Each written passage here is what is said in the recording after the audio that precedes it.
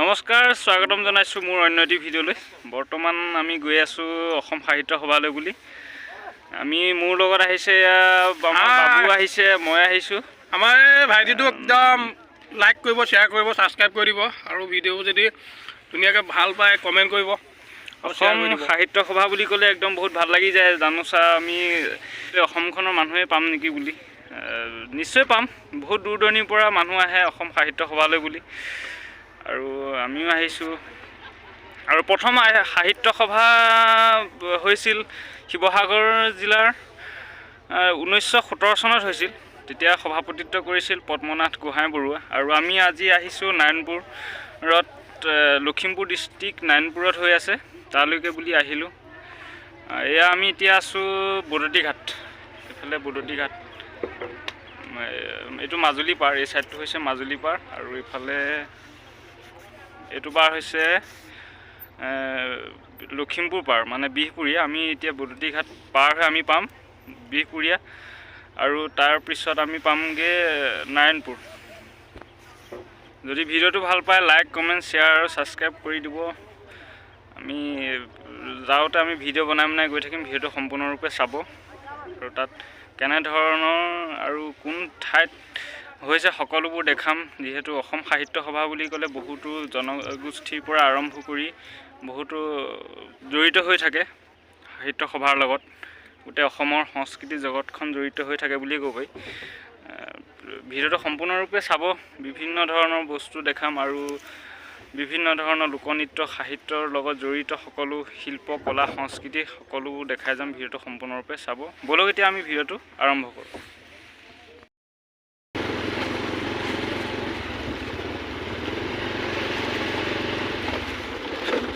বৰ্তমান আমি ঘাট পাৰ হ'লোঁ। ঘাট পাৰ আহি আছোঁ। এতিয়া চাওক মিচিং গাঁৱৰ পৰিৱেশ। আগত বাইক এখন গ'লে পাছত যাবলৈ অকণমান চিন্তাই হৈ যায়। ইমানেই ধূলি, ৰাস্তাতে চিধা গৈ থাকিলে আমি বিহপুৰীয়া পাম ন।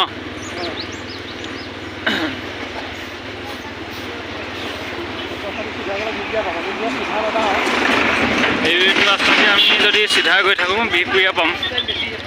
আমি এইফালেদি শ্বৰ্টকাট আছে, শ্বৰ্টকাটেদি আমি আহি যাম বহুত চমু নাৰায়ণপুৰলৈ। ইফালেদি আমি ৰাইট ছাইডেদি যদি যোৱা হ'লে আমি বিহপুৰীয়া পালোঁ হয়। সেইপিনে বিহপুৰীয়াদি মানে অলপ দূৰ হয় নাৰায়ণপুৰলৈ। এইপিনে আমি চিধা গুচি আহিছোঁ, মানে একদম শ্বৰ্টকাট হয়, বহুত চমু হয়। এইপিনে চিধা আমি নাৰায়ণপুৰ পামগৈ।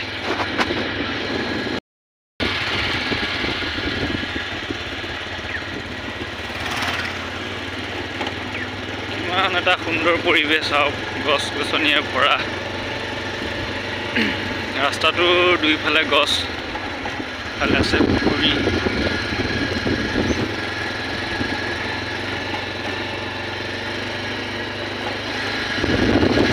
এখন ডাঙৰ পথাৰ।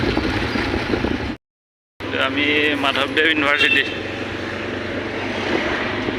আহি পালোহি। মাধৱদেৱ ইউনিভাৰ্চিটি পালোহি, মাধৱদেৱ বিশ্ববিদ্যালয় নাৰায়ণপুৰ। আৰু বেছি দূৰ নাই আৰু সাহিত্য সভা য'ত হৈ আছে সেয়া স্থলী পাবলৈ।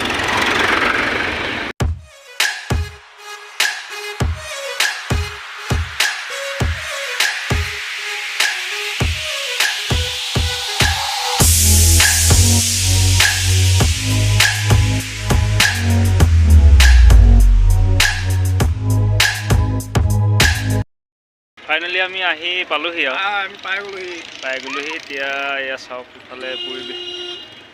আমি সোমাম, আপোনালোককো দেখাই যাম।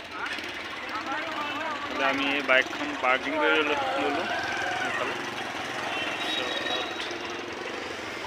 যিহেতু মাজুলীৰ পৰা আহিছোঁ, একদম খালী পেটে হৈ আহিছোঁ, একদম পেটে মাতি আছে আৰু কিবা এটা খাই ল'ম দুয়ো হোটেলতে।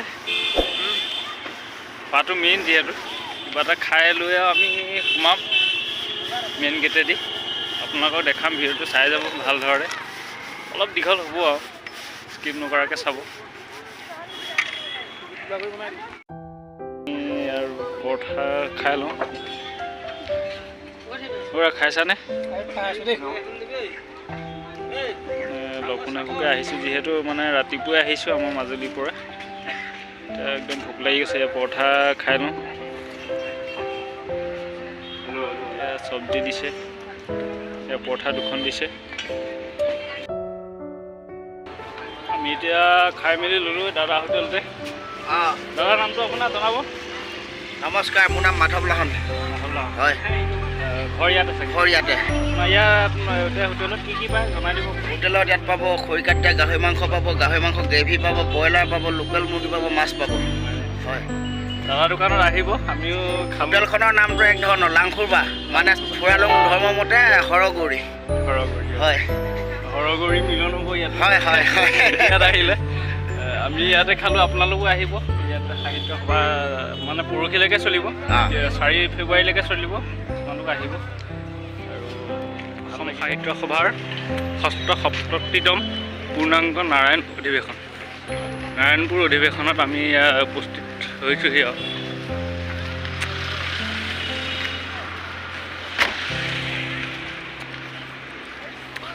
ভিডিঅ'টি সকলো দেখাই যাম ক'ত কি হৈছে সকলো দেখাই যাম ভিডিঅ'টো সম্পূৰ্ণৰূপে চাব ওৰা কেনেকুৱা লাগিছে আহি কিবা এটা ভাল লাগিছে এতিয়া বহুত ভাল মই আগতো আহিছোঁ ইয়াত পেণ্ডেল বনাই থাকোঁ মই জীৱনত মই প্ৰথমবাৰ আহিছোঁ দেই মানে সাহিত্য সভা কি বস্তু আজিহে বুজিছোঁ যে একদম মানে বহুত অসমৰ একদম সংস্কৃতিৰ লগতো একদম পূৰা অতপ্ৰোতভাৱে জড়িত একদম বহুত ভাল লাগিছে আমি মেইন গেটৰ পৰা সোমালোঁ দেই আজি তৃতীয় দিন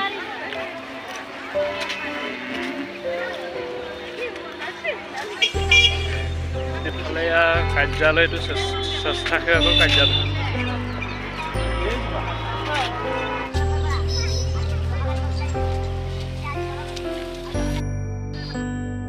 আজি বোলে জনজাতিসকলৰ অধিৱেশন আছে বিভিন্ন অসমৰ জনজাতিসকলৰ জনজাতীয় অধিৱেশন হ'ব মই তাৰ প্ৰাৰম্ভিকভাৱে দেখাই যাম ভিডিঅ'টো চাই যাব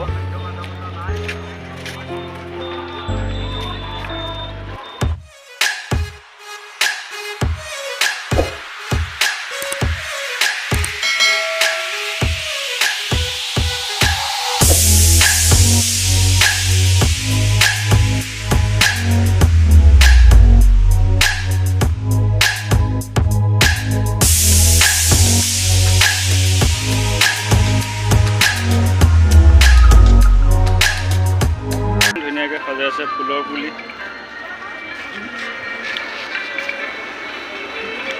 অসম সাহিত্য সভা চিৰচেনেহী মোৰ ভাষা জননী একদম ধুনীয়াকৈ বেৰি দিছে গানটো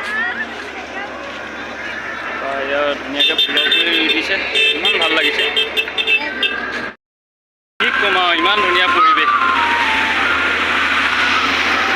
আপোনালোকেও আহক চাই যাওকহি বেছি দূৰত নহয় নাৰায়ণপুৰতে হৈছে ভাল লাগিছে এইফালে এতিয়া টেংকাৰ পানী দি আছে ইমানেই ধূলি হৈ গৈছে মানে মানুহৰ ভিৰতে ধূলি হৈ গৈছে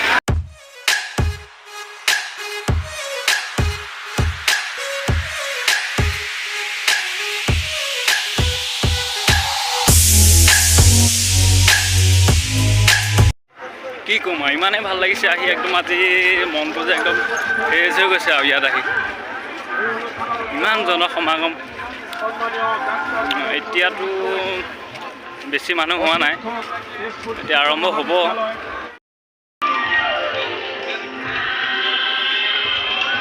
ইয়াতে মানে যিমানবিলাক ফটো দেখিছে ইয়াত সাহিত্য সভাৰ সভাপতিসকলৰ ফটো ইয়াত দিয়া আছে কিমান চনত ক'ত অধিৱেশনত কোনজন সভাপতিয়ে অংশগ্ৰহণ কৰিছিল ইয়াত দিয়া আছে চাওক মই বেক কেমেৰাই দেখাইছোঁ চাই যাব হৈছে ডিম্বেশ্বৰ নেওগ এখেত আছিলে 1965 চনৰ নলবাৰী অধিৱেশনৰ আছিলে তেখেত সভাপতি আছিলে আৰু এখেত হৈছে মিত্ৰদেৱ মহন্ত ডক্টৰ বীৰেন্দ্ৰ কুমাৰ ভট্টাচাৰ্য আছিলে 1983 চনৰ বঙাইগাঁও অধিৱেশনত ইয়াতে মানে অসমৰ ক'ত কিমান জিলাত মানে সাহিত্য সভা অনুষ্ঠিত হৈছিল তাৰ সভাপতিসকলে যোনসকল সভাপতি আছিলে সেইসকলৰ ইয়াৰ মানে ফটো ইয়াত দিয়া হৈছে এইফালে আছিলে অম্বিকাগিৰি ৰায়চৌধুৰী 1950 চনৰ মাৰ্ঘেৰিটা অধিৱেশনত তেওঁ সভাপতিত্ব কৰিছিল। আৰু এয়া ডক্টৰ মহিদুল ইছলাম বৰা, তেখেত যোৰহাট অধিৱেশনত 1940 চনত। ইমান ধুনীয়াকৈ সজাই পৰাই ৰাখিছে, একদম মানে ভাল লাগিছে দেখি। এইফালে এইবিলাক পতাকাও আছে, ইয়াত অসম সাহিত্য সভাৰ লগো দি পতাকা দিছে, ফালে একদম ভাল লাগিছে দেখি।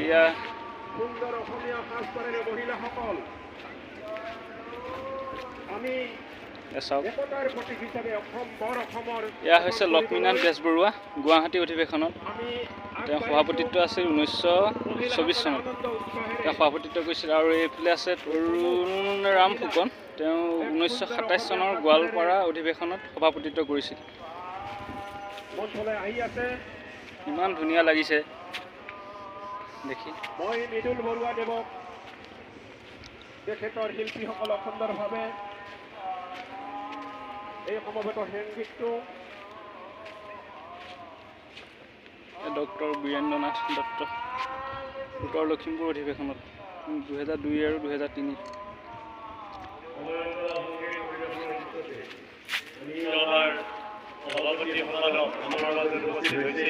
ইমান ধুনীয়াকৈ ডেকৰেশ্যন কৰিছে চাওক।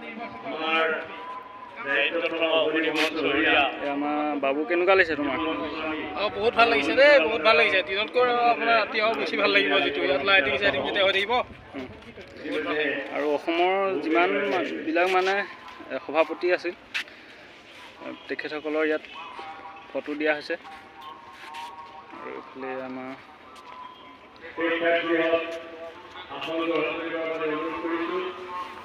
চাওক, ধুনীয়াকৈ মানে একদম বনাইছে। তেখেত হৈছে বেণুধৰ শৰ্মা, তেখেত হৈছে পদ্মনাথ গোহাঁই, অসমৰ প্ৰথমজন সভাপতি। শিৱসাগৰ জিলাৰ অধিৱেশনত তেওঁ সভাপতিত্ব কৰিছিল। পদ্মনাথ গোহাঁই বৰুৱা 1917 চনত প্ৰথম অধিৱেশনত।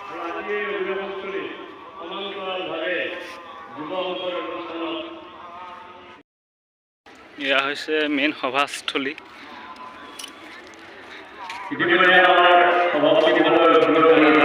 মেইন সভাস্থলী, মেইন মণ্ডপ।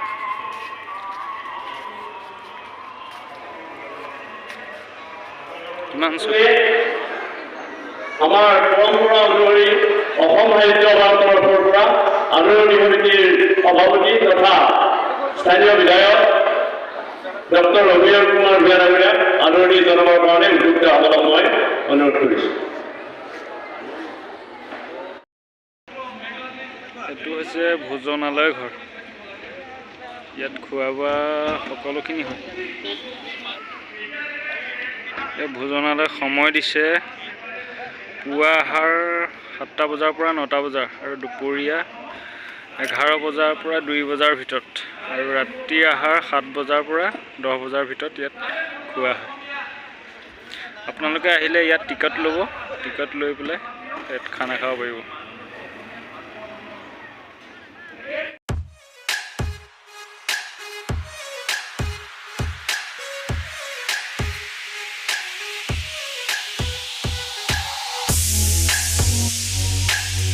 ইয়াত 50 টকা দিলে ইয়াত উঠিব পৰা হ'ব।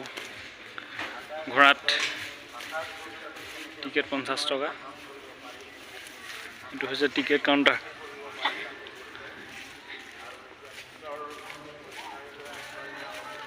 এইখন ট্ৰেইনত উঠিব, ট্ৰেইন হয়।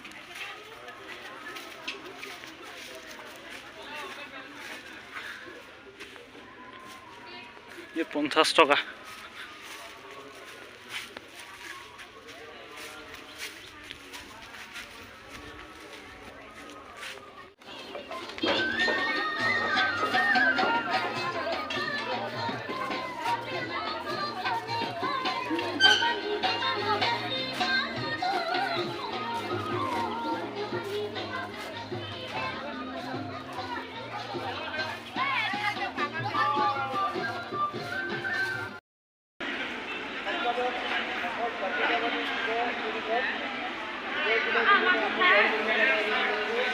এই আমাৰ মহেন্দ্ৰ দাও আহিল, এয়া নৌপুৰ।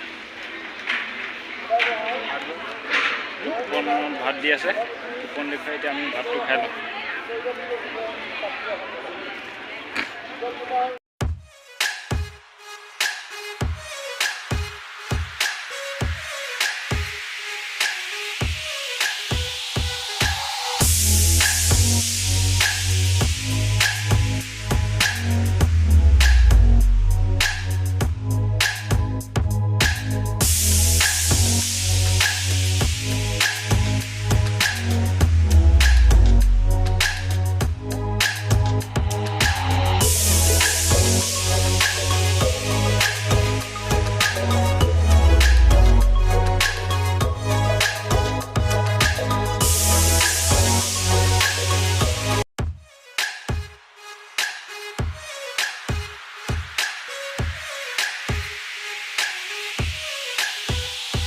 বাণিজ্য মেলা কিমান ভিৰ চাওক মানুহ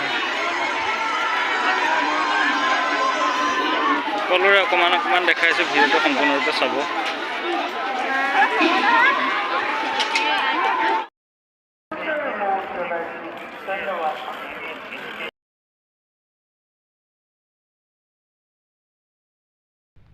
এই গ্ৰন্থালয়ৰ পৰা আপোনালোকৰ প্ৰয়োজনীয় কিতাপসমূহ ক্ৰয় কৰিব পাৰিব ইয়াত চাওক কেইবাখনো গ্ৰন্থালয় আছে আপোনালোকে আহিলে ইয়াৰ পৰা যিবিলাক কিতাপ প্ৰয়োজন হ'ব সকলো মানে লৈ যাব পাৰিব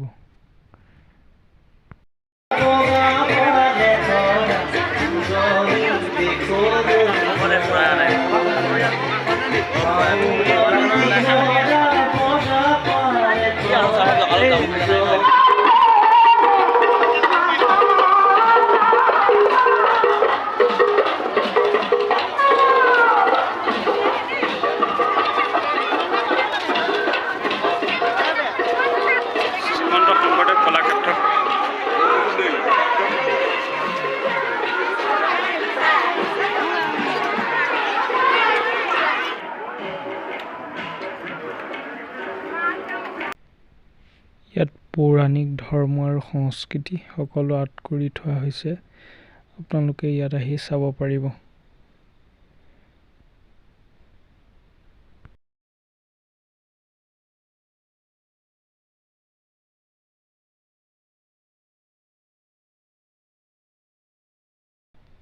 এয়া চাওক কিমান ধুনীয়াকৈ আৰ্ট কৰি থৈছে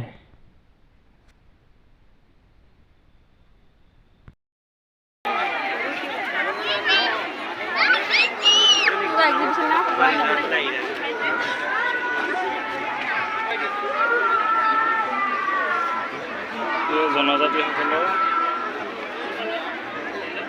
গ্ৰাম্য জীৱন